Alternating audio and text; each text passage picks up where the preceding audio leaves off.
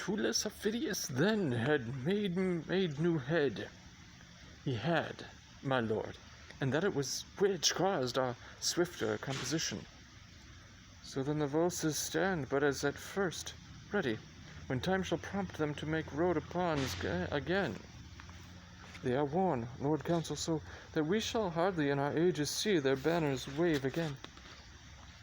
Saw you, Aufidius? On safeguard he came to me, and did curse against the Volses, for they had so vilely yielded the town. He is retired to Antium. Spoke he of me? He did, my lord. Oh, what? How often he had met you sword to sword, that of all things upon the earth he hated your person most, that he would pawn his fortunes to hopeless restitution, so he might be called your vanquisher. At Antium lives he, at Antium. I wish I had a cause to seek him there, to oppose his hatred fully. Welcome home. Behold, these are the tribunes of the people, the tongues of the common mouth. I do despise them, for they do prank them in authority against all noble sufferance. Pass no further. What is that? It would be dangerous to go on no further. What makes this change? The matter, hath he not passed the noble and the common? Cominius? No. Have I had children's voices? Tribunes give away. He shall to the marketplace. The people are incensed against him. Stop, or all will fall in broil. Are these your herd? Must these have voices that can yield them now and straight disclaim their tongues? What are your offices? You being their mouths, why rule you not their teeth? Have you not set them on? Be calm, be calm. It is a purposed thing, and grows by plot, to curb the will of the nobility, suffer it and live with such as cannot rule nor ever will be ruled. Call it not a plot. The people will cry you mocked them, and of late, when corn was given them gratis, you repined, scandaled the suppliants, for the people called them time-pleasers, flatterers, foes to nobleness. Why, this was known before. Not to them all. Have you informed them, Scythians? How? I informed them. You were like to do such business, not unlike each way to better yours. Why then should I be consul? By yon clouds, let me deserve so ill as you, and make me your fellow tribune. You show too much of that for which the people stir. If you will pass to where you are bound, you must inquire your way, which you are out of, with a gentler spirit, or never be so noble as a consul, nor yoke with him for tribune. Let's be calm. The people are abused, set on. This paltering becomes not Rome, nor has Coriolanus deserved this so dishonored rub, laid falsely i' the plain way of his merit. Tell me of corn. This was my speech, and I will speak it again. Not now. Not in this heat, sir, now. Now, as I live, I will. My nobler friends, I crave their pardons. For the mutable rank-scented meanie, let them regard me as I do not flatter, and therein behold themselves, I say again, in soothing them. We nourish against our senate the cockle of rebellion, insolence, sedition, which we ourselves have plowed for, sowed, and scattered by mingling them with us, the honoured number, who lack not virtue, no, nor power, but that which they have given to beggars. Well, no more. No more words, we beseech you. How? No more? As for my country, I have shed my blood, not fearing outward force, so shall my lungs coin words till they decay against those measles which we disdained should tetter us, yet sought the very way to catch them. You speak of the people as if you were a god to punish, not a man of their infirmity. 'Twere well. We let the people know it. What? His choler? Choler. Were I as patient as the midnight sleep, by Jove, 'twould be my mind. It is a mind that shall remain a poison where it is, not poison any further. Shall remain. Hear you this Triton of the minnows? Mark you his absolute show. 'Twas for the cannon. Shall. O good but most unwise patricians, why, you grave but reckless senators, have you thus given Hydra here to choose an officer? That was his peremptory shell, being but the horn and noise of the monsters. Wants not spirit to say he'll turn your current in a ditch, and make your channel his. If he have power, then veil your ignorance; if none, awake your dangerous lenity. If you are learned, be not as common fools; if you are not, let them have cushions by you. You are plebeians, if they be senators, and they are no less when both your voices blended the greatest taste, most palates theirs. They choose their magistrate, and such a one is he who puts his popular shell, against a graver bench than ever frowned in Greece. By Jove himself, it makes the councils base, and my soul aches to know, when two authorities are up, near the supreme, how soon confusion may enter twixt the gap of both, and take the one by the other. Well, on to the marketplace. Whoever gave that counsel to give forth the corn of the storehouse gratis, as 'twas used sometimes in Greece? Well, no more of that. Though there the people had more absolute power, I say they nourished disobedience, fed the ruin of the state. Why shall the people give one that speaks thus their voice? I'll give my reasons, more worthier than with their voices. They know the corn was not our recompense, resting well assured. They ne'er did service for it, being pressed to the war. Even when the navel of the state was touched, that would not thread the gates, this kind of service did not deserve corn gratis. Being in the war, their mutinies and revolts wherein they showed most valor spoke not for them. The accusation which they have often made against the Senate, all cause unborn, could never be the native of our so frank donation. Well, what then? How shall this bosom multiply digest the Senate's courtesy? Let deeds express what's like to be their words. We did request it, we are the greater poll, and in true fear they gave us our demands. Thus we debase the nature of our seats, and make the rabble call our cares fears, which will in time break ope the locks of the Senate, and bring in the crows to peck the eagles. Come through. Enough with over measure. No, take more. What may be sworn by both divine and human, seal what I end withal. This double worship, where one part does disdain with cause, the other insult without all reason, where gentry title wisdom cannot conclude but by the yea and no of general ignorance, it must omit real necessities, and give way the while to unstable slightness. Propose so barred it follows nothing is done to purpose.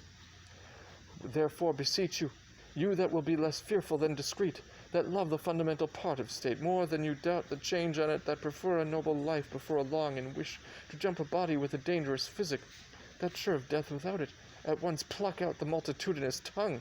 Let them not lick the sweet which is their poison.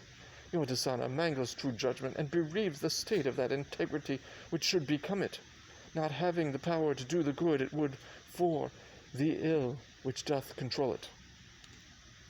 He said enough. I have spoken like a traitor, and shall answer as traitors do. Thou rich, despite o'erwhelm thee, what should the people do with these bad, bald tribunes, on whom depending their obedience fails to the greater bench, in a rebellion, when what's not meet but what must be was law? Then were they chosen in a better hour, let what is meet be said it must be meet, and throw the power i' the dust. Manifest treason. This a council? No. The Aediles, ho! Let him be apprehended.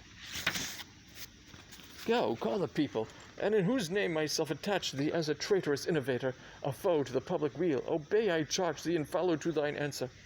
Hence, old goat. We'll surety him. Aged sir, hands off. Hence, gotten thing, or I shall shake thy bones out of thy garments. Help ye, citizens, on both sides more respect. Here's he that would take from you all your power. Seize him, Aediles. Down with him, down with him. Weapons, weapons, weapons. Tribunes, patricians, citizens, what ho? Sicinius, Brutus, Coriolanus, citizens, peace, peace, peace. Stay hold, peace. What is about to be? I'm out of breath. Confusion's near, I cannot speak. You tribunes, to the people. Coriolanus, patient speak. Good Sicinius. Hear me, people. Peace. Let's hear our tribune. Peace. Speak, speak, speak. You are at point to lose your liberties. Marcius would have all from you, Marcius, whom late you have named for consul. Fie, this is the way to kindle, not to quench. To unbuild the city and to lay off flat. What is the city but the people? True, the people are the city. By the consent of all we were established the people's magistrates. You so remain, and so are like to do. That is the way to lay the city flat, to bring the roof to the foundation and bury all, which yet distinctly ranges in heaps and piles of ruin. This does death. Or let us stand to our authority and let us lose it. We do here pronounce upon the part of the people in whose power we were elected theirs, Marsyas is worthy of present death. Therefore lay hold of him, bear him to the rock Tarpeian, and from thence into destruction cast him. Achilles seize him. Yield, Marsyas, yield. Hear me one word, I beseech you, tribunes, hear me but a word. Peace, peace. Be that you seem, truly your country's friend, and temperately proceed to what you would thus violently redress. Sir, those cold ways, they seem like prudent helps and are very poisonous where the disease is violent. Lay hands upon him, and bear him to the rock. No, I'll die here. There's some among you have beheld me fighting. Come, try upon yourselves what you have seen me. Down with that sword, tribunes, withdraw a while. Lay hands upon him. Help, Marsyas, help! You that be noble, help him, young and old. Down with him, down with him! Go get you to your house, be gone away, and will be naught else. Get you gone, stand fast. We have as many friends as enemies, shall it be put to that. The gods forbid, I prithee, noble friend, home to thy house, leave us to cure this cause. For 'tis a sore upon us, you cannot tent yourself, be gone, beseech you. Come, sir, along with us, I would they were barbarians as they are. Though in Rome littered, not Romans as they are not, though cavid in the porch of the Capitol, be gone. Put not your worthy rage into your tongue, or one time will owe another. On fair ground I could beat 40 of them. I could myself take up a brace of the best of them, yea, the 2 tribunes. But now 'tis odds beyond arithmetic. A manhood is called foolery when it stands against a falling fabric. Will you hence before the tide return, whose rage doth rend like interrupted waters, and o'erbear what they are used to bear? Pray you be gone. I'll try whether my old wit be in request. With those that have but little, this must be patched with cloth of any colour. Nay, come away. This man hath marred his fortune. His nature is too noble for the world. He would not flutter Neptune for his trident, or Jove for his power to thunder. His heart, his mouth. What his breast forges that his tongue must vent, and being angry does forget that ever he heard the name of death. Here's goodly work. I would they were abed. I would they were in Tiber. What the vengeance, could he not speak 'em fair? Where is this viper that would depopulate the city and for every man himself?